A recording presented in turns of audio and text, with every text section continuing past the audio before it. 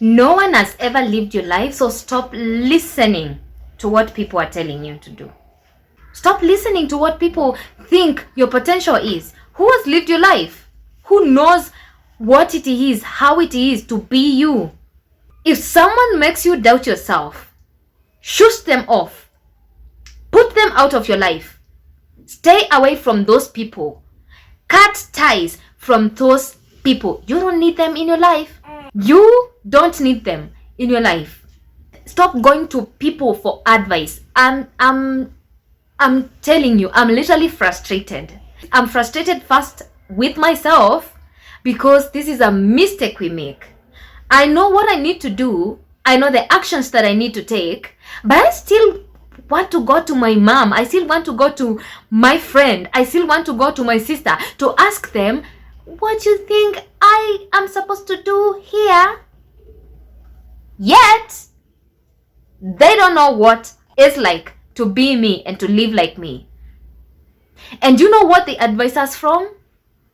If you come to me and you're asking me for an advice, I'm going to advise you according to how I would react, how I would respond were I the one in that situation. So imagine you're coming to me and I'm giving you a solution that only works for my life. That's why we have parents. I don't know if today's parents still do this, by the way. I'm lucky my mom never wanted me to do this. But that's why we have parents who ask their kids to do a certain course. Why? I was born an artist. You want me to become a lawyer? I was born a doctor. Now you want me to become an engineer? What are you telling me? And it's because they want to see you living their dream. It satisfies a part of them. Imagine waking up one day, 30 years later from today, 20 years later from today, and all you have is regrets because you lived your life from other people's decisions and choices. People made choices of how you are going to live your life. And I keep on saying this. Imagine waking up today and you have nothing but just regrets. You never did this because your mom said you should do this. You never did this because your dad said this is what you were supposed to do and you went ahead and pursued that. And now you have neglected yourself for the last 20, 30 years. How do you recover that time? You can never trust yourself if all you know is living your life from other people's opinions and choices and decisions. For once, honey, I want you to start trusting yourself. Make a simple decision. Like, you see that dress you want to get. You see that beautiful dress you want to go and purchase.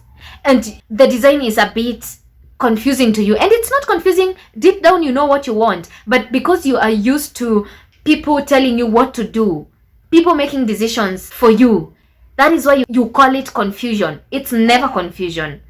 This is what I want you to do. That dress that you want to get, I want you to choose a design that you love. Make that decision, get that dress. If you put it on and it gladdens you, that's all that matters. And then tomorrow, I want you to do another thing. I want you to make another decision. Doesn't have to be a major decision. Doesn't have to be a humongous piece of decision. Just a small. That piece of furniture that you want to get for your home, you are having a debate whether to get a refrigerator or to get a microwave before the refrigerator. I want you to decide because you know what you want first before the other. If it's a fridge, get that fridge. Microwave comes later. Stop calling your friends.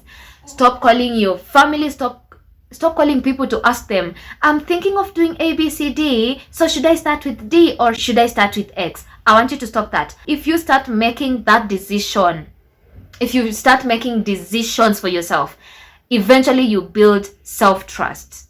That is how you're going to be able to do and make major decisions in your life with courage and boldness because you know that is what you want and you know what you're doing and you believe in your capacity to make that decision. People don't know what it means to be you. And I don't know who sold us this idea because we all have that thing in us that there are things we can't just make decisions for ourselves. or we have to call someone. Doesn't matter whether it's our best friend, doesn't matter whether it's at our therapist, it doesn't matter whether it's, I don't know where we got that from. But you can never live your life truly if you rely on other people's opinions and decisions to survive. You can never. And that's why we have so much resentment. That's why we feel resentful towards our people, the people that are around us, especially when they tell us to do something and it's not what we want. Leave alone now the parts that you ask them, you go for them for a decision, for a choice, to help you to make a choice. Sometimes they tell us to do something and we become resentful. Why do we become resentful? Because we feel like that is all they do. We feel like we don't have our own lives for ourselves. Someone else is running the game, our personal game. And so when they come to us, we resent them because, what are you telling? I don't want to do that. I don't want to go there. I don't want to visit you. I want to stay indoors today and rest. Why are you telling me to visit you? But it's because we have always welcomed them. It's not the first time we are welcoming you. And now when you say no, when you try to pull back, they get angered, and now you have this conflict because they are not used to getting no from you, a no from you. They are used to you going to them for advice and you taking it. Like for my mom, I think that's why she used to get mad when I started communicating boundaries of me taking a rest and not visiting instead. And I'm telling her I'm tired, I want to rest, I want to do cleaning and rest. But she's like, no, you need to come. But why should I? Why is it almost an obligation? Why is it almost a must for me to visit you? I am saying I am tired, I need a rest. And now come to think of it, it's attached to people pleasing. I'm just being nice, I'm not kind.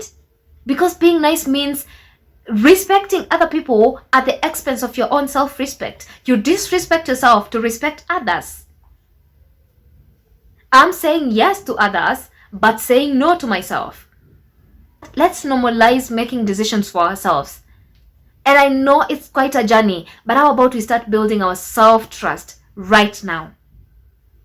It doesn't have to be that one big major advice. I really get confused. I really wonder.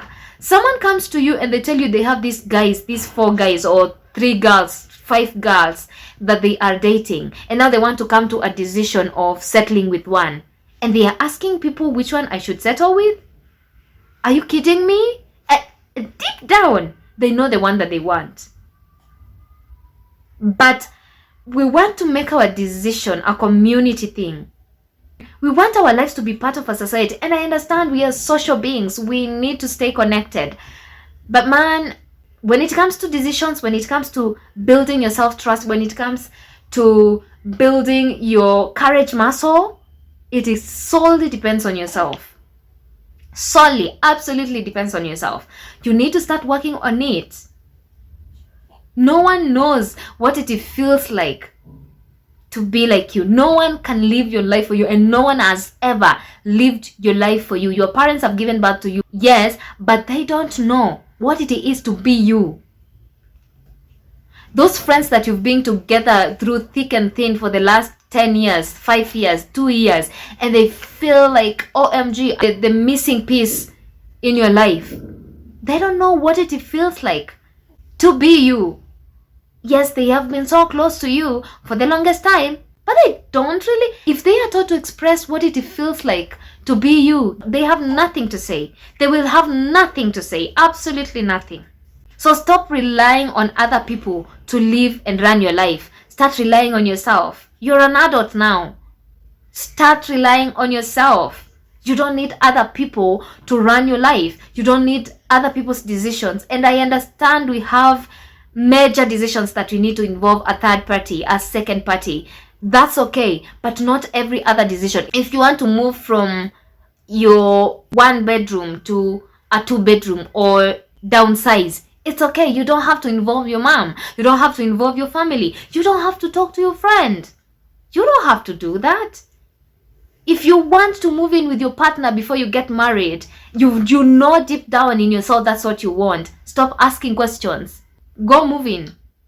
Move in, stay together. So what? It's your life. If it's a mistake at the end of the day, you come out of there with a lesson. Today, this was a tough love. I even forgot to introduce myself. Hi, I'm Miss on a Mission. For those of you that are stopping by for the first time, please consider subscribing so that you can become part of this community. We do self-development content. We have vibes over here, and we are working towards becoming the best versions of ourselves that we've always wanted to be. Like this video, share, and leave your comment down below. And until the next one, I am going to see you then. Make sure you stay safe and continue working towards becoming the best version of yourself that you've ever wanted to be.